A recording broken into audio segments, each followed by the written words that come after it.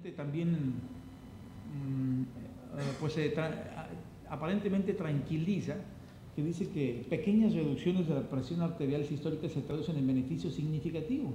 2 milímetros de mercurio de reducción de la presión arterial media conlleva todos estos porcentajes de reducción de riesgo, tanto en mortalidad, ¿verdad?, como en reducción de riesgo de mortalidad por evento vascular cerebral. Pero esto es poblacionalmente. En el momento en que tratamos a nuestros pacientes, no vamos a estar esperando que reducirle nada más 2 milímetros de mercurio. Evidentemente, esto que nos dicen algunos estudios, pues en nuestro paciente tendremos que llevar a las cifras de presión tan bajas como el paciente las tolere.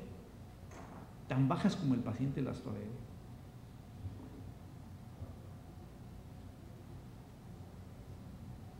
Ya estos esquemas de que ya se ha mencionado, ¿no?, de cómo debemos de estadificar o estratificar el riesgo de nuestro paciente con hipertensión arterial, pues se han ido modificando. Si ya nos presentó el doctor Oseguera hace un rato, pero lo importante es que ahora tenemos que definir en qué nivel de riesgo tenemos a nuestro paciente, con el objeto de que entonces sí, pues aunque existe cuantificación de cuánto podemos a 10 años y si lo mejoramos con cuántas cifras de presión arterial, qué porcentaje podemos realmente beneficiar.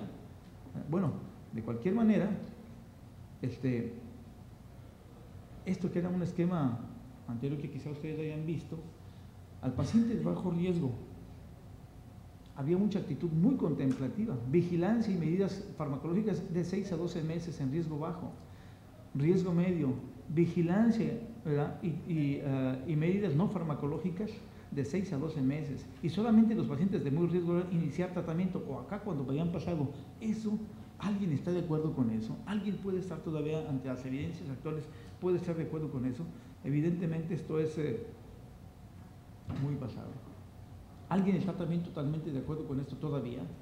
Estas cifras de presión arterial en personas sin enfermedad vascular, nefropatía, etcétera, menos de 140-90, pues ya lo manifestaba hace un rato en la plática previa, que estas cifras pues son así como, por así decirlo, límites a los cuales tendríamos quizá que tener cuidado, pero evidentemente no.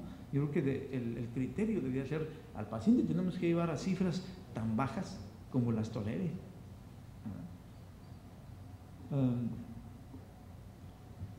Otra de las cuestiones que tenemos en el tratamiento inicial del paciente, pues antes se decía que un medicamento, que llevara dosis altas a un medicamento, y hasta después de que estaban entonces combinado otro medicamento.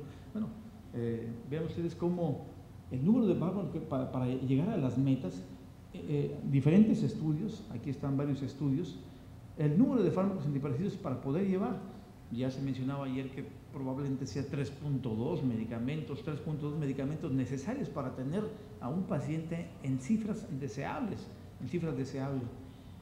Lo que sí que hoy por hoy los tratamientos combinados, vemos que es algo que es estrictamente, o algo que es muy muy necesario. Prácticamente un mínimo porcentaje, que probablemente sea del 10 al 20% máximo, pudieran ser controlados con monoterapia. Este séptimo reporte del JNC para la prevención y detección, aquí hay un esquema de cómo abordar a los pacientes, y obviamente pues incluyen a los diuréticos, a los betabloqueadores, y una de las cosas que hace rato se cuestionaba, ¿son los diuréticos o los betabloqueadores el tratamiento que debe ser considerado de primer paso de tratamientos en tratamientos iniciales? Bueno, esto evidentemente pues dijimos que eso está también muy muy cuestionado. Si el paciente lo tenemos bien diagnosticado, yo creo que es importante que se inicie, además de todo el estudio para el diagnóstico, se inicie definitivamente un manejo farmacológico temprano. No tenemos que esperar ningún tiempo para proteger a nuestro paciente y tenerlo en metas. Se ha reconocido también, han cambiado de que existe una serie de condiciones específicas en las diferentes clases de hipertensión, y para los cuales pues hay indicaciones un poco más específicas de cada uno de los grupos de medicamentos. Pero vean ustedes cómo en cada una de ellas navegan siempre inhibidores de ECA y los ARA2 o antagonistas del receptor de angiotensina. creo que son de los medicamentos que tienen que estar presentes y en los cuales, de manera muy práctica, a la gran mayoría de los médicos de primer contacto tendríamos que decirles que muy seguramente no se equivocarán si establecen tratamiento inicial con alguno de esos medicamentos, salvo condiciones muy asociadas. Pero se hablaba en pacientes con insuficiencia cardíaca, evidentemente pues está pensando en los betabloqueadores y en diuréticos. Pero ¿qué pasa en los pacientes diabéticos? Vamos a usar betabloqueadores, usar tiazidas, conociendo los efectos deleterios metabólicos que tienen esos, pues creo que también estamos un poquito en desacuerdo. Esas modificaciones al estilo de vida, ya vimos, muy bien, esas son necesarias, insustituibles, pero evidentemente son insuficientes.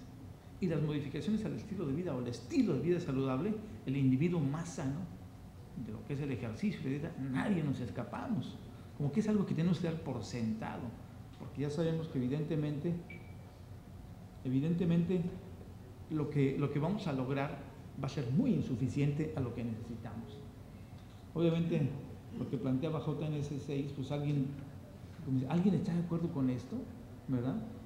Estar actitudes contemplativas, pero como ya lo mencionaba, hay muchos médicos que ni siquiera, en la población en general, ni siquiera actúan de esa manera. Y con esto estamos de acuerdo. Ya se manejó en esta, lo llama la llamada prehipertensión, particularmente al subgrupo de hipertensión normal alta. Hay evidencia científica actual en donde si no se da tratamiento farmacológico temprano a esos pacientes de normal alta, van a tener daño y su expectativa se reduce importantemente. Es decir, aquí tenemos que contemplar manejo farmacológico de una manera mucho más temprana. Las guías europeas, posición de la recreación y la acción de drogas antihipertensivas. Los mejores grupos de fármacos son recomendables para iniciar mantener la terapia, de acuerdo, ¿verdad? Pero los diuréticos y betabloqueadores en hipertensión sistólica ya de acuerdo, han sido defendidos particularmente en la hipertensión sistólica aislada,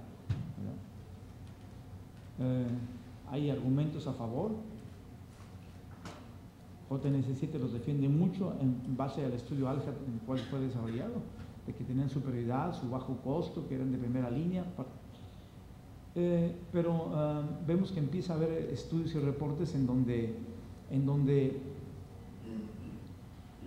el riesgo, la reducción del riesgo relativo, comparando los IECAS con tiazídicos, ¿verdad? Puntos finales, empieza totalmente a demostrar que es muy cuestionable el tomarlos en cuenta.